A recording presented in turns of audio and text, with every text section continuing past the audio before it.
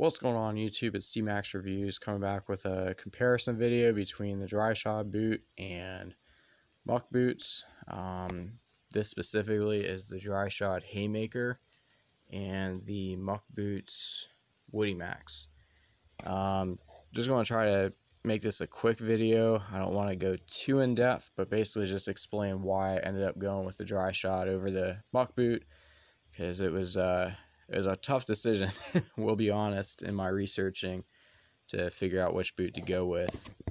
So real quick, I've been in the market for, a good pair of boots that I could use for just landscaping, just those, more muddy times of the year where the ground's a lot softer and, more worried about, getting good traction and, just having something too during the winter time for snow and ice, something that I can use for snow clearing.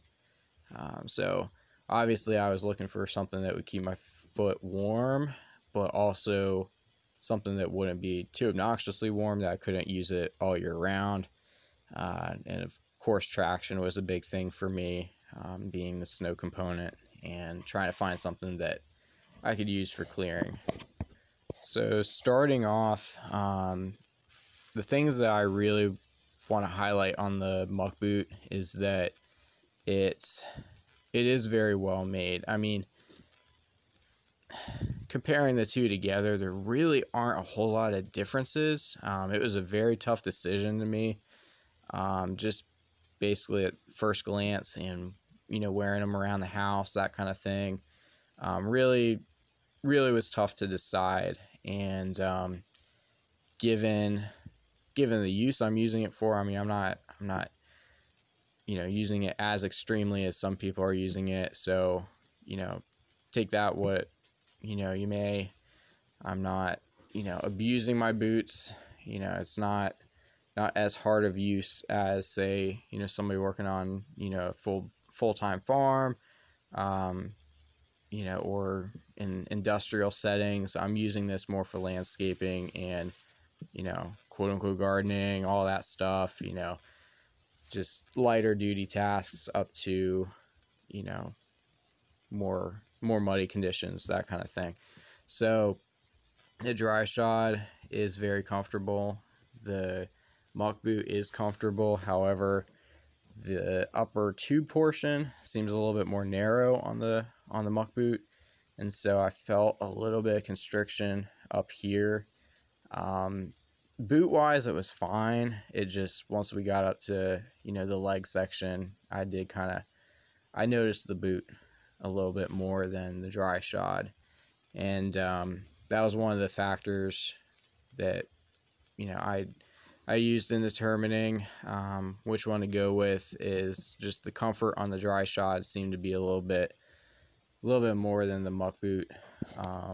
Just wearing it around, I can already tell you, just the past few weeks that I've been wearing it, honestly, it's been my go-to boot, just kind of for everyday use. Just because I don't feel it, I really don't. And I thought as far as weight, I would be really noticing it, and it would be, kind of fatiguing based on weight. But really, I can go the whole day and not feel any fatigue in my feet or my legs or anything with the Dryshod. And that's not to say that the Muck boot would have been uncomfortable. It just, I noticed the boot a little bit more. And down here especially, this could be because of, it's a smaller size.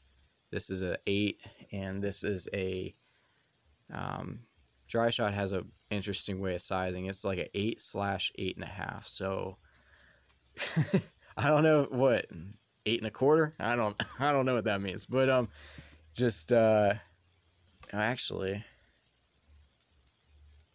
yeah, no, that is the USA size. Okay, yeah. So I take it that this one's slightly smaller than the Dryshod, so that could be playing into this. But I did notice, regardless, that especially this section of the boot, I kind of felt it as the boot would bend, walking and all. I would kind of feel that going into my foot a little bit. As far as warmth, really both boots. I'll say that I took these outside, just standing outside on the patio, just to try to get a feel for how warm they were. I didn't take too much time out there, but just like on a 20-degree night, just kind of went out and just was curious if there was any difference. I really didn't feel much difference. Both boots performed really well as far as keeping my feet warm. I stood still, the whole entire time I was out there, so there really wasn't a whole lot of increased circulation to my foot, but nonetheless, I didn't feel any numbness or those kind of early signs of frostbite kind of thing. The Muck boot, I think, is a really, really good option if you're doing light to medium work with your boot. I would say the Dryshod can probably hold up a little bit more to abuse just because of the materials. And I'll go through that right now. Basically, what I was seeing is down this strip here on the Muck boot, you got this like foam material, and I've seen this in like athletic shoes, sneakers, that kind of thing, where it's almost like a foam, whereas over on the Dryshod it feels like rubber still. So you got this heavy duty, pretty dense rubber there. The problem with this material, I've had several shoes and boots with it, it really does get scuffed up and punctured really easily. It really isn't, in my opinion, a heavy duty material, and I'm not asserting that that's a structural part of the boot, but to me, with the work I want to be using it for, I kind of want all the materials, south of the tube to be all rugged and heavy duty. I don't really want to be seeing my boots getting all scuffed up and trashed and sliced as much as I can help, even if it doesn't affect the waterproof capability. Both boots are waterproof. They are insulated as well as breathable. They have this neoprene kind of material, which like wetsuits or certain types of life preservers kind of use that material.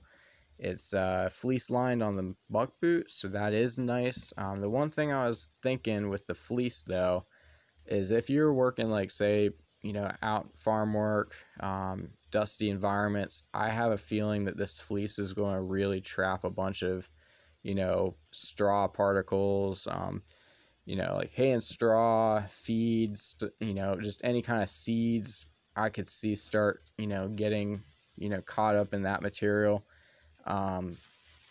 Take it for what it's worth. I mean, granted, I haven't had personal experience with that happening, but I feel like the official neoprene inside of the Dryshod is going to really kind of repel that stuff a lot easier. More easily. I don't know. Hope my English teachers back from school aren't watching this, because my grammar might not be on point, but I'm trying. Got a little bit of a ledge here. I wanted to talk about that for a second because that was another factor in going with the Dryshod. Being that I want to be using this boot as a snow boot, I wanted something that I could put those Yak Track ice traction systems on. They're just those little like rubber banded kind of fits over the boot kind of system, and just adds some extra traction for ice. This little lip here works great, works really well with the Yak Track kind of system. Being able to slip it over, it doesn't walk its way down, it doesn't slip off, at least in my experience. And then with your Muck boot, you do have a little bit of a lip, but it's really not that pronounced, and so I was a little bit worried that if I tried to slip some strap over here, it wouldn't hang on too well, and would probably eventually slide off.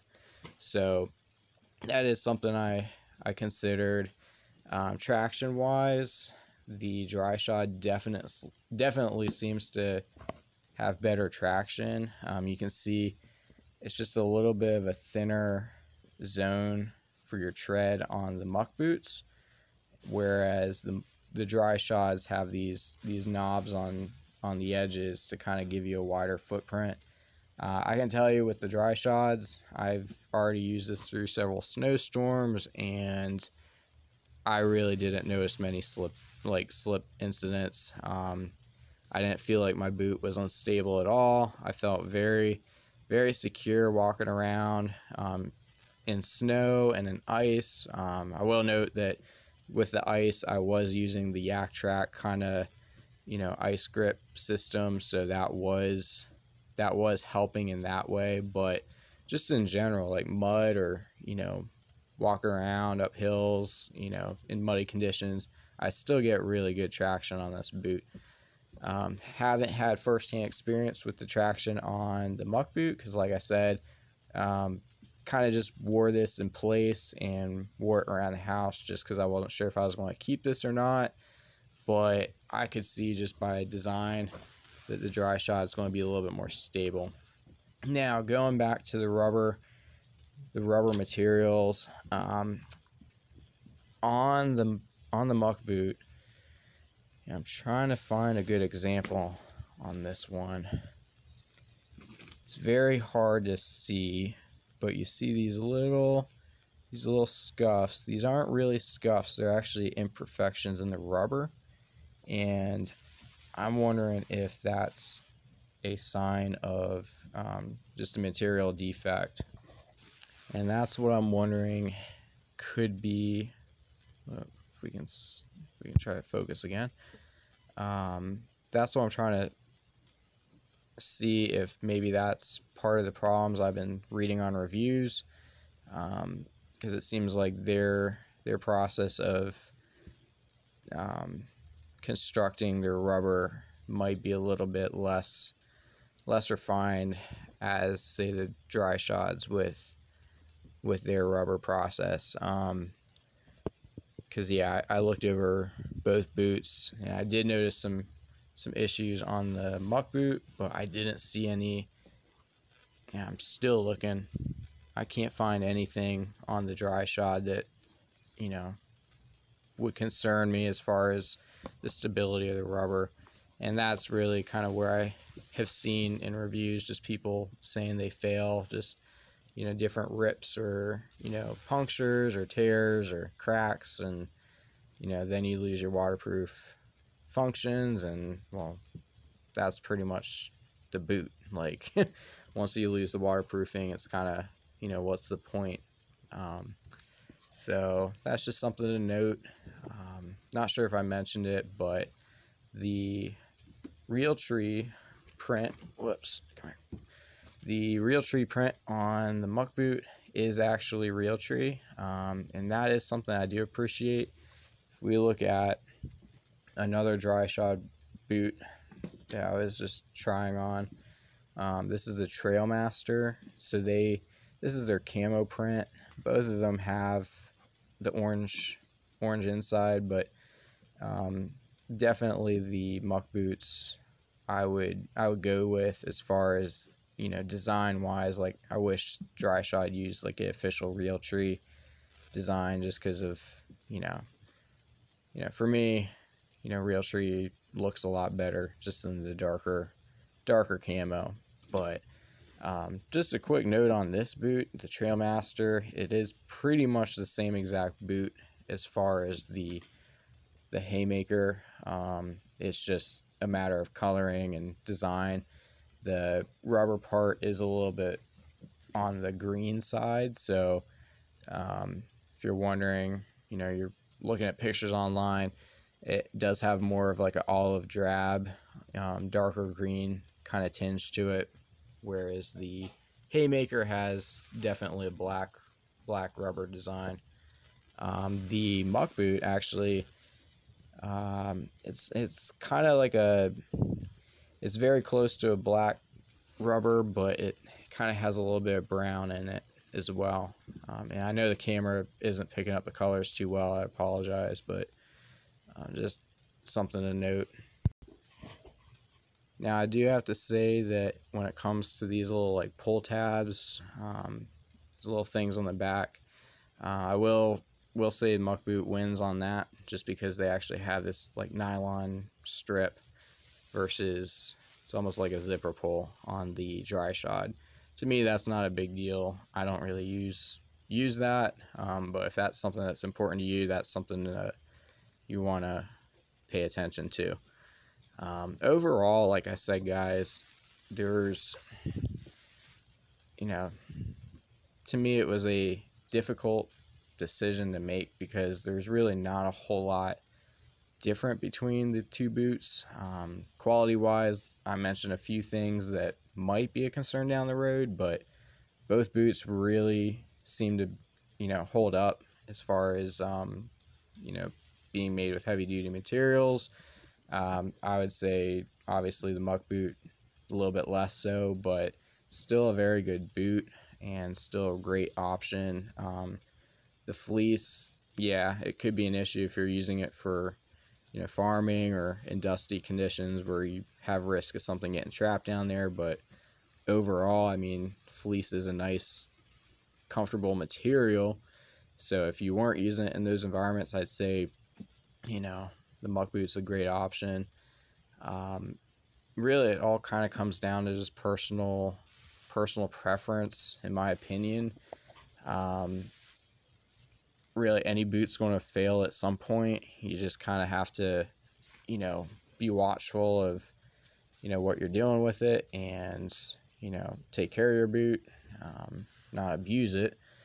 I just, in the end, ended up going with the Dryshod because, just seems like better construction down toward the toe and, actual boot area with regard to the rubber. And for me personally, it was just more comfortable. Somebody else though might find that the Mucks are more comfortable. So my advice would just be try on both and see which one you feel would work best for your application. I think there might be something to the founder of Muck boot now designing Dryshod. He might have some secrets that he's brought over to Dryshod and incorporated into his design, but yeah, that's just speculation.